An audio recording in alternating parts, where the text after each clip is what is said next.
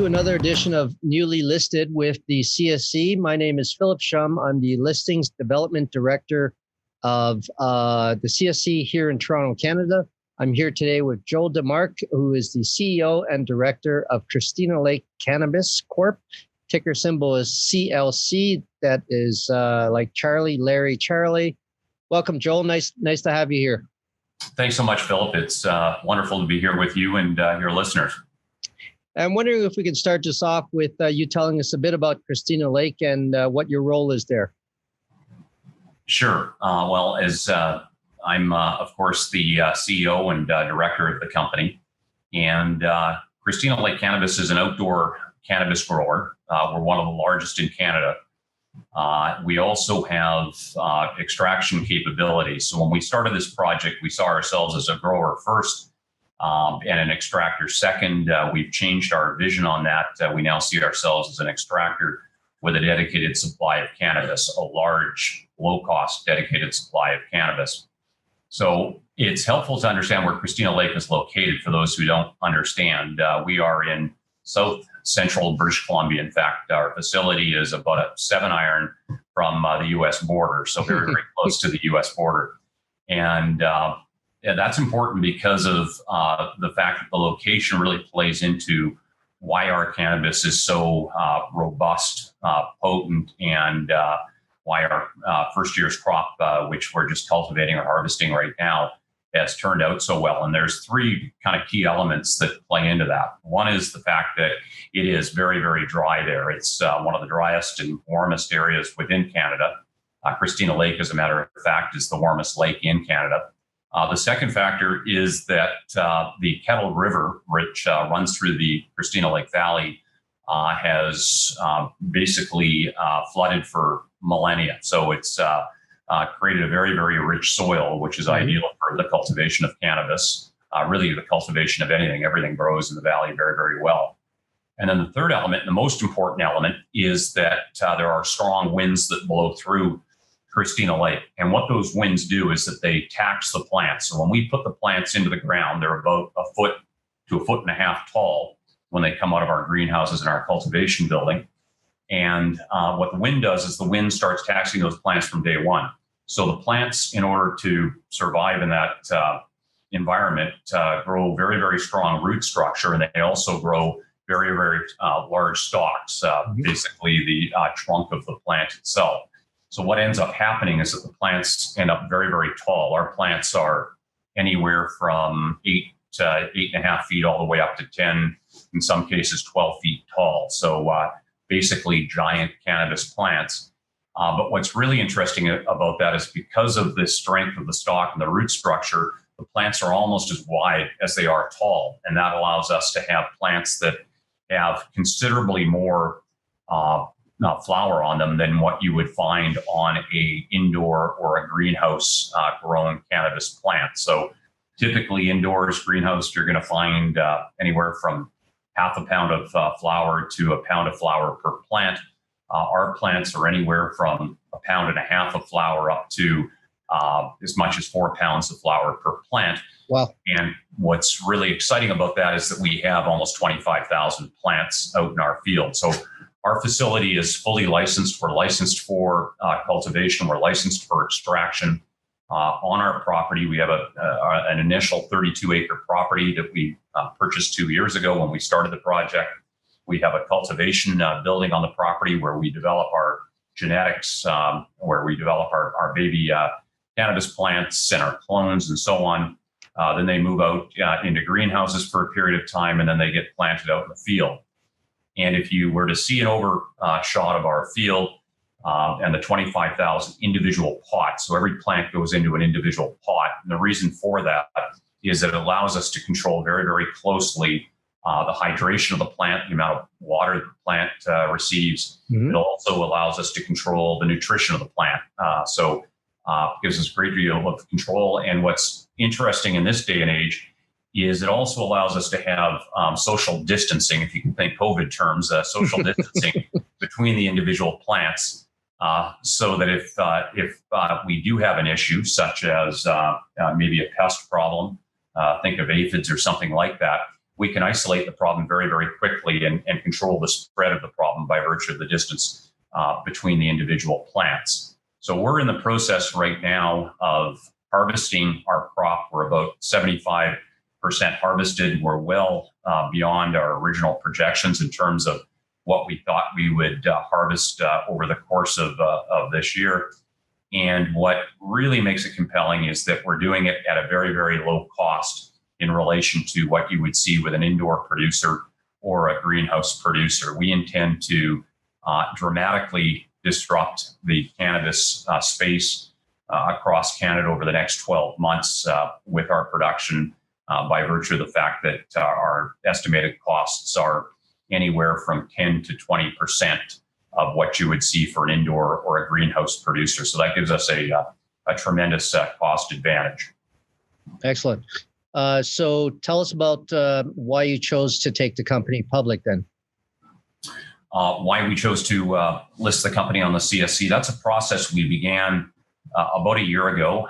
We had raised through a series of financings with our investors over $18 million over the past 2 years, which has all gone into the build out of the facility that we have today. And what we wanted to do is to, number one, reward our investors with the opportunity over time for liquidity, which the exchange provides us for many of those investors that were there for several series of rounds of investment. Mm-hmm. The other thing that we wanted the public listing for was to raise the profile of the company. And that's part of what we're doing, I think, here today is creating more awareness of us and the products that we're going to have. We basically will be taking our product through into a full spectrum cannabis oil as well as distillate and isolate. So it gives other LPs, producers, licensed producers, the opportunity to learn about us and learn about what we have available.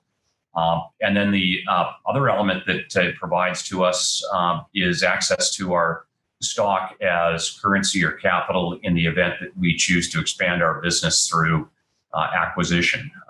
And at this point in time, we don't have plans to acquire more land. We bought a second piece of property, so we have almost 130 acres available to us for cultivation. So we don't need additional land, but we are looking at opportunities for downstream, the potential to pick up companies that are making products that we could use our input into and leverage our product and our low cost in that fashion. So those are the prominent reasons why we chose to go public at this time.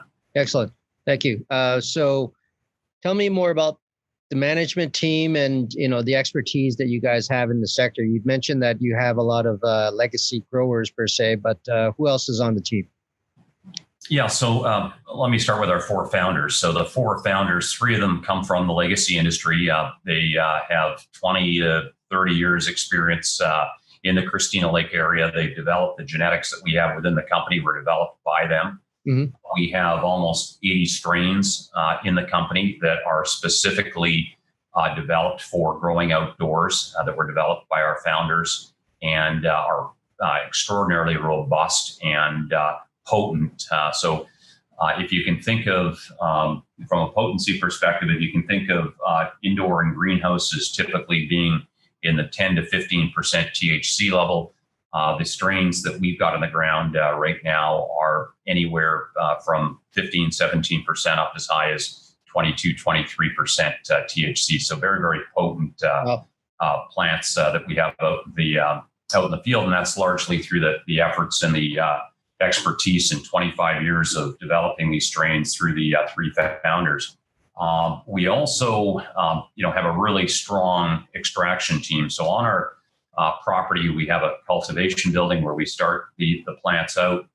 We also have a fully developed state-of-the-art extraction facility that we built, or processing facility. And within that facility, we have CO2-based extraction capabilities. We have Vitalis Machinery, a local Kelowna operator and builder of extraction capabilities that we bought our extraction equipment from. And what that gives us the capacity for is to set ourselves up so that we are EU GMP compliant. So that's the reason that we went with CO2 processing. So I mentioned at the outset that we originally envisioned ourselves as a grower. Now we really see ourselves as an extractor with a dedicated supply of cannabis. So along the lines of a Valens or a Metafarm, if you can think of some of the other extractors within the industry, with the exception that unlike those producers who buy their cannabis, we have our own dedicated supply of extraordinarily low-cost cannabis. So that's the expertise that the founders bring to us, and we're surrounded by a team of. We have a sales team that we've recruited from some of the other cannabis companies and from the spirit and beverage business or industry. So we're extremely confident in our sales team. And then up at site, we have as many as 35 or 40 full-time and seasonal workers that are working in the field. We're fortunate with Christina Lake is that we have extraordinarily strong support from the community. So the community is largely invested. We have probably 100 plus members of the Christina Lake community that have invested into the company. We have, in fact, the Mayor of Grand Forks is an investor in the company. The head of the Christina Lake Regional area is a investor into the company. So really, really good, strong community support. We're the largest now, the largest employer in Christina Lake. So we're proud of that. We're proud of our community roots and also of the community support. Excellent. So relative to some of your peers in the industry, you kind of touched on it, but how do you differentiate yourself from others?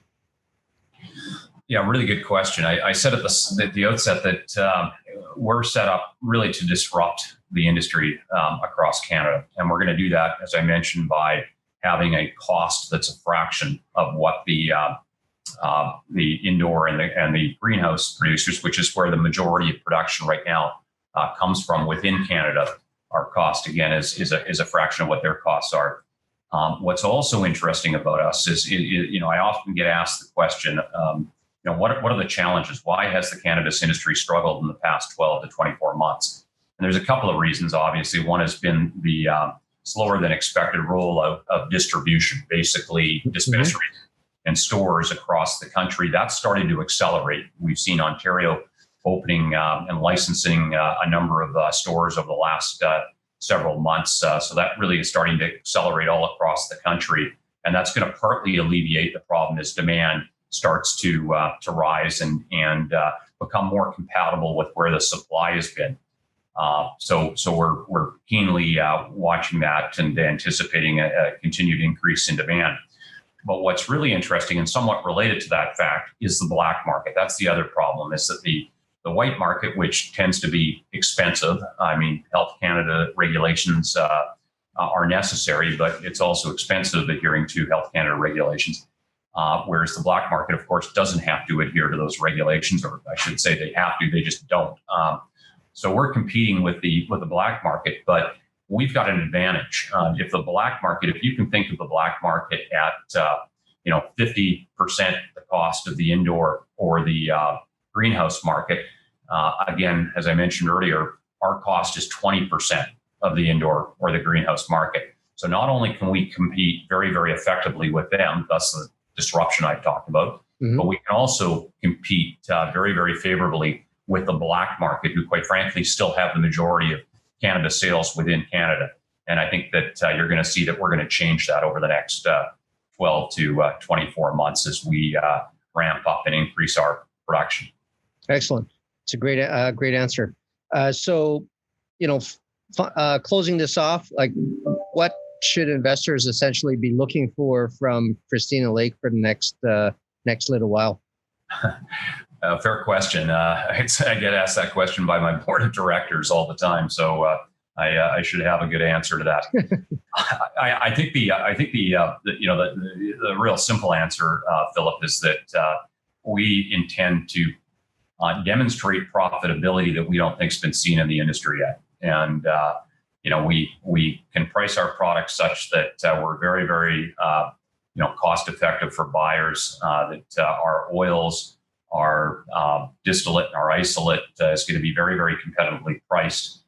We also know that our product is going to be extraordinarily potent in relation to other product that's on the market, and that gives us a second really strong edge from a competitive standpoint. So what I tell people to watch is watch our results as we start to report them over the next 12 months. We just, as I say, are getting close to completion of our harvest. The first data point I'd say people should watch out for is how our crop production compares to what we originally forecast. We originally forecast that we would come in with about 15,000 kilos this year of cannabis, and we're going to be significantly above that. I'd also encourage people to pay attention as we start to extract our product and sell our product to what type of profitability we start to post over the next 6 to 12 months. Mm-hmm. Okay, that's great. Thank you very much for your time. Once again, it's Philip Shum here from the CSE. I'm the Listings Development Director out of Toronto, Canada. I'm here with Joe, who is CEO and Director of Christina Lake Cannabis. Ticker symbol is CLC. Definitely sounds like one to watch. And for just as a note, for other similar types of newly listed videos, please feel free to subscribe. We are on all the major channels, YouTube, Instagram, LinkedIn, and so that way you can make sure you receive all of the latest news. Once again, thank you very much. Thank you, Joe, and that's a wrap. Thanks, Philip.